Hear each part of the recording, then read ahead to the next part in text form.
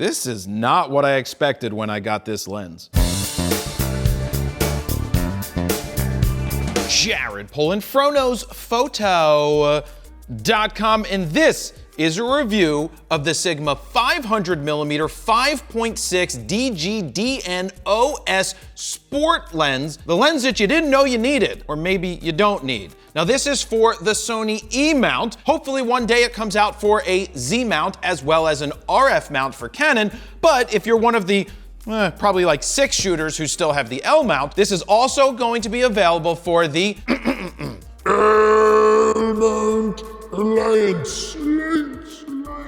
That's probably gonna fail at some point because no one actually uses it. Now the biggest question to be answered about this lens after using it in the real world is, who's it for? Because I kind of question who is a fixed 500 5.6 for, but by the end of this video, I'm going to explain it because I really do think I figured out who it's for. I mean, this thing is a super tiny, light, little lens that when I took it out of the box, I didn't expect to see. The first thing I was like, wow, that is really small. That's what she said. No, that's what she said. I know, that's what she said. It's happened before. Or he said. Anyway, before we get into the outside of the lens, what did I photograph with this lens? Well, I took it out to the Philadelphia Zoo because I can't go to Africa for every single photo shoot that I do, and a lot of people looking at a lens like this are gonna wanna go and shoot wildlife and birds and things along those lines. So I shot an eagle, I shot a squirrel, because there was a squirrel running around, as well as the flamingos. But thankfully, it was a nice day out, and right when I was leaving the zoo, I heard that there was a women's lacrosse game over at St. Joseph's University, so I took a ride over there and got to use this outside in the real world to shoot sports. Now it does say sports on it, so it's a good thing that there was some sports to go out and shoot. One of the reasons this is so small and light, and we'll get to the weight and size in just a second, is that it uses low dispersion elements, which is very similar to what Nikon uses and what Nikon calls PF. They use that in their 500mm PF, and this is very similar to that because it uses those smaller and lighter elements. So this thing comes in at only 9.2 inches tall, not with the lens hood. With the lens hood on, it's a little bit taller. I wish I was a little bit taller. I wish I was a baller. For those of you in centimeters, that's 23.5 centimeters. Verse, you're gonna hear me talk about the 200 to 600 Sony quite a bit in this video. That lens comes in at 12.5 inches or 31.7 centimeters. Now, when you put the lens hood on it, it's 16 inches. Now, I've got something 16 inches right here to show you, to demonstrate. That is the difference. The 200 to 600 is 16 inches with the lens hood on. So size does matter in this situation. Now in terms of weight, this weighs in at 3 pounds or 1,365 grams versus the 200 to 600, which comes in at 4.65 pounds or 2,115 grams. Now this is also lighter than Nikon's 500 5.6 PF, which was 3.2 pounds. Now mind you, that was an F mount lens, not designed for mirrorless at the time. So this is a tiny and light lens, which is great if you're someone who needs to hike or travel or needs something small but with a lot of power. That's what she said again. So how does this lens feel in the hands? Fantastic. It's light, it's balanced, it just feels really nice because of its size. You do not need to use a monopod unless you're gonna be locked off all day on the same thing and you just don't wanna hold it up just like this, then yeah, you could use a monopod. And what's cool about this, or a tripod, is it has the built-in Arca Swiss plate right here in the lens collar. The only way to take this off is if you unscrew it, then you could take it off, but it really isn't that big of a deal. I just go ahead and flip it out of the way when I don't need to use it. You can hand hold this all day, and honestly, it's basically the same size as a 70 to 200. Now let me just take the lens hood off to show you that. Oh boy, that's broken. It's not really broken. Very similar in size to a 70 to 200, just to give you the perspective of how small this thing actually is. So let's get this out of here. Now let me show you the outside of the lens. You've got a switch for AF to manual. You've got your full to limit, which you don't need to use anymore. You've got your OS off, and you have your custom one on the bottom for C1 and C2 that I leave off most of the time. You also have another switch for on and off that says click, and that's because you have an aperture ring here, which I don't know why you have it. Personally, if I could save some money at the end of the day with this lens and not have the aperture ring, which is unnecessary for almost every circumstance, then I wish you could do that. But the good news is you can lock it in. You do have 3 custom buttons right here around the front of the lens as well. Another thing I need to mention is that the lens collar has 90-degree clicks. I like when lenses click in, so I know exactly what middle is, whether I'm vertical or horizontal. You have those clicks built in. You also have a 95mm filter thread, which means you have a 95mm lens cap. So if you do want to go ahead and put a ND filter or something else on the front of this, I think, yes, you can. You got threads right here to screw on those ND filters. Now let's jump into some of the photos at the Philadelphia Zoo. While I was photographing the eagles and waiting for the sun to move, because it kind of wasn't in the same spot. Normally I go at 10 in the morning, not 2:30 in the afternoon, but I found a squirrel. And this is a great picture for me to demonstrate that there's 11 aperture blades. Because look at that beautiful bokeh in the background. It looks so beautiful for all of you people out there who care about those blades. You can tell how sharp this lens is just by looking at these images. It is fantastic how tack sharp it is. Now, when you go and look at the eagle's eye and we zoom in on it, you're like, bam, that's gorgeous. It looks really nice. The tones, the colors, all the things I always talk about, it just feels fine. The lens, I mean, I'm just cupping it like this. Look how light this damn lens is. It just feels really nice and balanced in the hands. And if you're someone who's traveling, you're hiking, you don't have a lot of space, this is one of the reasons you would pick this over a 200 to 600.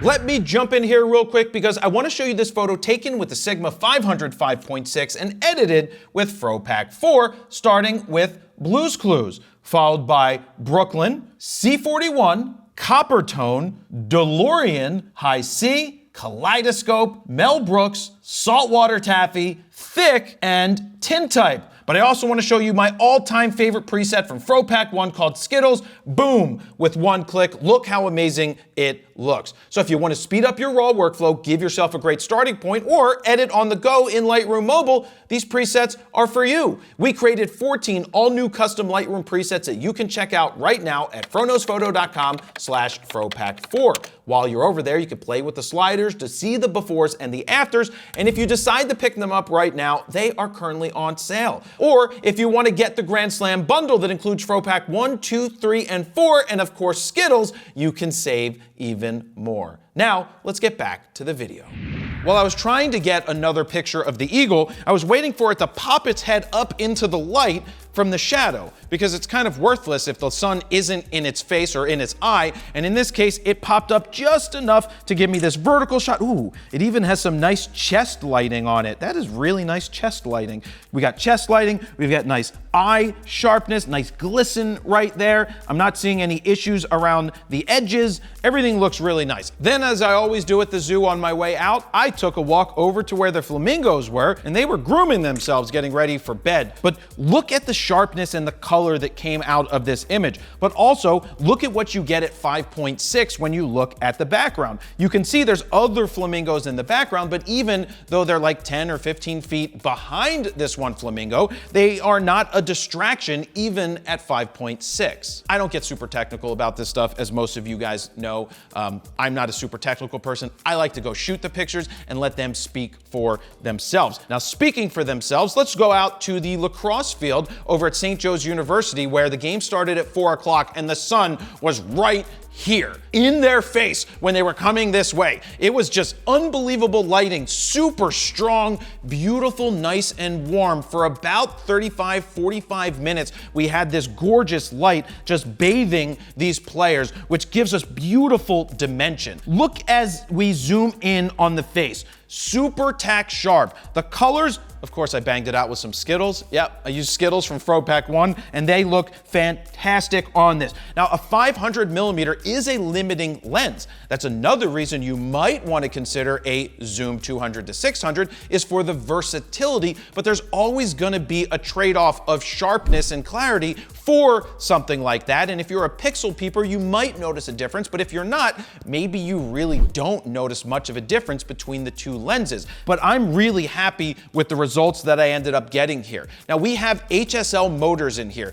Those are the linear motors in this lens. I will say that this is one of the fastest, if not the fastest feeling Sigma lenses that I've ever used when shooting sports.